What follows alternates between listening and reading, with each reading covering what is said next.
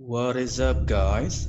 Today we're covering the world's most notorious serial killer and child molester, Nathaniel Bar-Jonah.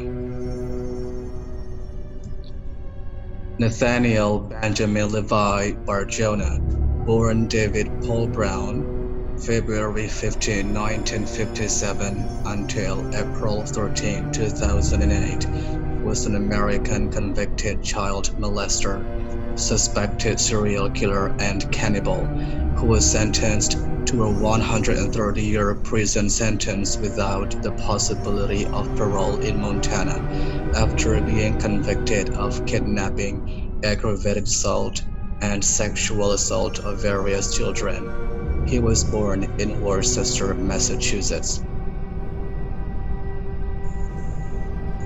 Early life.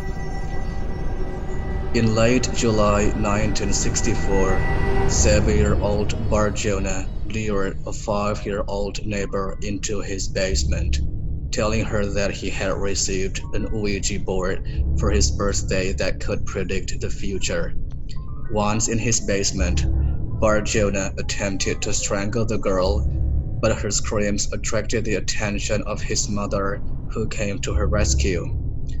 In January 1970, at the age of 12, Bar-Jonah managed to lure another neighbor, a 6-year-old boy, to a nearby hill, claiming he wanted to go sledding with him. Once they arrived, however, Bar-Jonah sexually assaulted the boy. A few years later, Bar-Jonah attempted to lure two boys riding their bicycles down his street to a nearby cemetery, where he intended to murder them, but one of the boys grew suspicious and persuaded his friend not to go. Crimes. In late March 1975, Bar-Jonah, impersonating a police officer, abducted 8-year-old Richard O'Connor while he was on his way to school, then proceeded to sexually assault and strangle him. A neighbor looking out of her window observed the abduction and notified authorities, who began searching for the boy. A patrol car later observed a car magic that used in the abduction parked far away from others in a parking lot, and after calling for backup, ordered Bar-Jonah out of the car. O'Connor was found in the car bloodied, having defecated and urinated on himself from the sexual assault, and near the point of death. A few days before his high school graduation, Bar-Jonah drove to nearby Hartford, Connecticut, and again impersonating a police officer, abducted a 9-year-old girl. However, after the child began vomiting and convulsing from the assault, he drove off to a sidewalk and threw the girl out of the car. A nearby witness saw the incident and got Bar-Jonah's license plate, leading to his arrest. This assault never got back to Bar-Jonah's probation officer, and he was released from parole in May 1976 for his earlier abduction and sexual assault of O'Connor. When Bar-Jonah's probationary period was over, he received a letter thanking him for his cooperation. On September 24, 1977, Bar-Jonah, claiming to be an undercover FBI agent, convinced two boys coming out of the White City Cinemas in Shrewsbury, Massachusetts, to enter his vehicle. Bar-Jonah then transported the boys to a secluded area, where he handcuffed, then proceeded to strangle and flick cigarette ashes upon them. After jumping repeatedly on the chest of one of the boys, the 170-kilogram Bar-Jonah believed he had killed him, then drove off with the other still alive in his trunk. However, the first boy regained consciousness and managed to find help, leading shortly thereafter to Bar-Jonah's arrest. The other boy was found still alive in his trunk.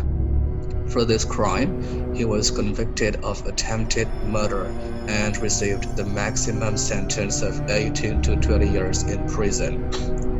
While in prison, he was transferred to the Bridgewater State Hospital.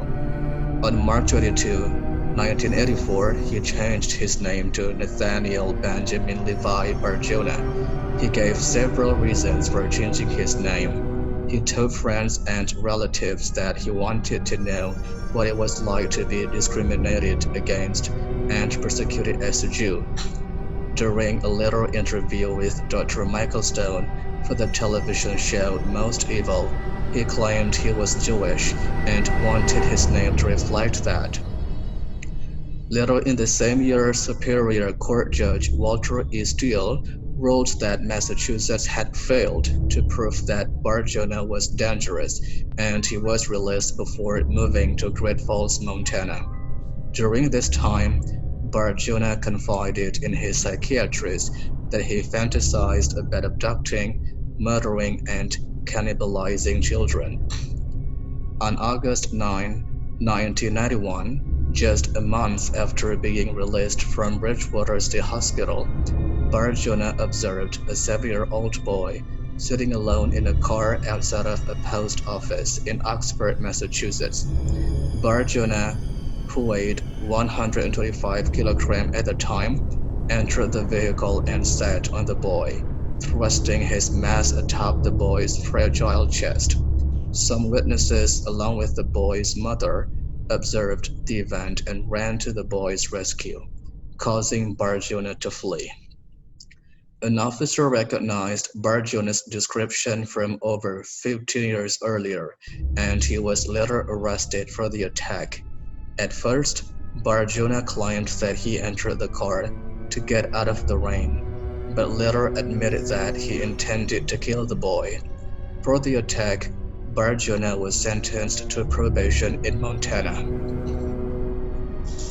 Next, disappearance of Zachary Ramsey. On February 6, 1996, 10-year-old Zach Ramsey left his apartment at around 7:30 a.m. to attend school, taking his usual school route through an alleyway near the 400 block of 4th Street. Ramsey was wearing a blue denim jacket with green sleeves, a blue football jersey with his last name imprinted on the back in gold letters, stonewashed jeans, and black high-top sneakers. A family of 3 who lived in an apartment in the alleyway reported seeing Ramsey there that morning, and also reported seeing an off-white 4-door car nearly run him over. Another witness reported seeing Ramsey standing in the alleyway and that he appeared to be waiting for someone. Yet another witness, who lived near the end of the alleyway, reported seeing Ramsey distressed with an obese adult male following him a few feet behind at about 7:45 a.m. A witness reported seeing Bar-Jonah standing beside a dumpster in the alleyway at 7:15 a.m. while taking out the trash. He was wearing a navy blue police-like jacket. The same witness also reported seeing Ramsey enter the alleyway later, and that Bar-Jonah was still standing beside the dumpster. Somewhere between where the alleyway cuts into 6th Street and comes out at 7th, Ramsey disappeared. He has never been seen or heard from since. Despite the objections of Ramsey's mother, a judge declared him legally dead in 2011. Police investigations conducted years after Ramsey went missing determined that Bar-Jonah had access to his mother's off-white 4-door 1978 Toyota Corolla the day the boy disappeared, and that his mother and brother were out of town for a funeral. It was moreover determined that Bar-Jonah did not work on February 6 of 1996, nor on the days immediately preceding. While searching Bar-Jonah's apartment, detectives found a list of boys' names which included previous victims and Zachary Ramsey, followed by the word died. Furthermore, dozens of newspaper clippings were found in Bar-Jonah's apartment following the Ramsey case. A former roommate of Bar-Jonah described finding clothes in his apartment which appeared to match those Ramsey was wearing the day he disappeared, in addition to bloody clothes. Another roommate and others claimed that Bar-Jonah sometimes spontaneously brought up the boy in conversations. Investigators also found notebooks with seemingly arbitrary characters which were believed to be coded writing. With the help of the FBI and after months of effort, the writing was decoded. In the notebooks, Bar-Jonah described torturing and eating children. There were also macabre recipes involving children's body parts. When detectives sprayed Bar-Jonah's garage with a phosphorus chemical while investigating his involvement in the Ramsey disappearance, the word Tira appeared, which led authorities to believe that Bar-Jonah may have been responsible for the abduction of James Tira, a Massachusetts boy who was kidnapped on August 23, 1973. Teddy's body was discovered on August 25, 1973 in Range, New Hampshire, off of Route 119. An autopsy revealed that he had been raped and strangled. Arrest, trial, and imprisonment. Bar-Jonah was arrested again in 1989, initially for impersonating a police officer. After searching his home and finding, among other things, many pictures of young children cut out of magazines and a bone that was identified as belonging to an unknown young male, Montana police charged Bar-Jonah with kidnapping and sexual assault, as well as the kidnapping and sexual assault of 3 other boys. Bar-Jonah was prosecuted for the abduction and molestation of 3 boys and convicted of kidnapping, aggravated assault, and sexual assault, including charges that he had tortured one of the boys and hung him from the ceiling. During Bar-Jonah's trial, 36-year-old Mary Patron recognized him as the man who had abducted and assaulted her by dressing as a police officer in 1974. However, the statute of limitations had expired, and Bar-Jonah could not be charged with the crime. Investigators also suspected Bar-Jonah in the disappearance of 7-year-old Janice Puckett 10 months earlier. Bar-Jonah was sentenced to 130 years in prison. He maintained his innocence up until his death. Montana authorities were unaware of Bar-Jonah's criminal record in Massachusetts, a fact that was cited by activists campaigning to force former sex offenders to register. In December 2004, the Montana Supreme Court turned down Bar-Jonah's appeals and upheld the conviction and 130-year prison sentence. Allegations of cannibalism. Bar-Jonah's earliest interest in the taste of human flesh can be traced to his childhood. Beginning at about the age of 6, he would pick at his calves until his skin was festering, then proceed to suck on the blood from the wound. His teachers at Worcester Elementary School would call his mother numerous times to notify her that her son's habit was upsetting to the teachers and students.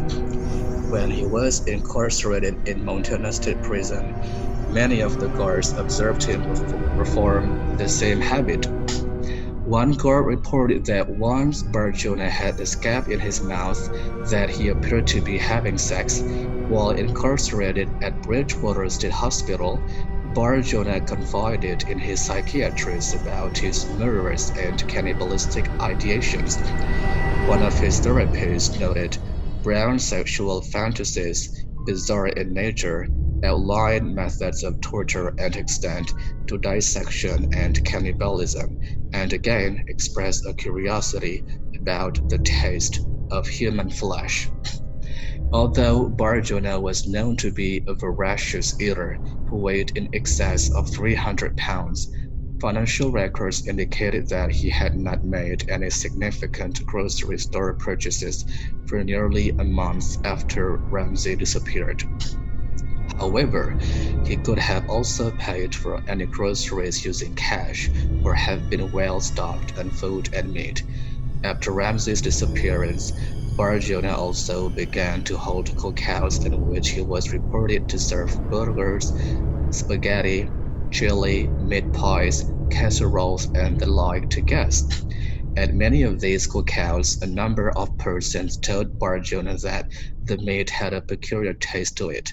Bar-Jonah's response was that he had gone deer hunting and used deer meat in the dishes.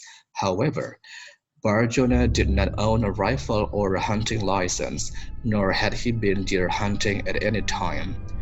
To one woman who told Bar-Jonah that she found the taste of his meat to be repulsive, he replied that he had personally hunted, killed, butchered, and wrapped the meat of the deer. He would later be accused of molesting this woman's son.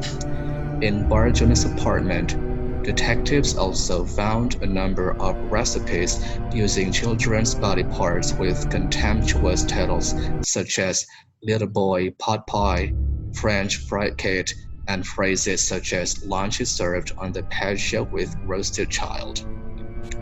In the decoded journals, Bar-Jonah also referenced serving these recipes to neighbors. Also, hair was found inside a meat grinder in his apartment. When the hair was tested for DNA, it was found to belong to an African American male, but did not belong to Ramsey. The DNA of the hair was also different from the child bone fragments found in Bar-Jonah's garage, which also did not belong to Ramsey. Death. Bar-Jonah was found unresponsive in his prison cell on the morning of April 13, 2008. He had been in poor health. His post-mortem found significant levels of LDL in his arteries, and myocardial infarction was the determined cause of death. Other possible victims. On the morning of October 13, 1997, 14-year-old Amanda Gallion left her home on bicycle en route to school at approximately 7:15 a.m., disappearing along the way. Gallion was often mistaken for a boy in her Gillette, Wyoming neighborhood. Bar-Jonah arrived in Gillette on the night of October 12, 1997, where he stayed at a small hotel on the outskirts of town and was back in his Montana residence by the following night. Gallion's bicycle was subsequently discovered along the side of the road of I-90. Gallion's social security number has not been used since her disappearance. If you enjoy this video, be sure to hit button and subscribe. See you guys next time.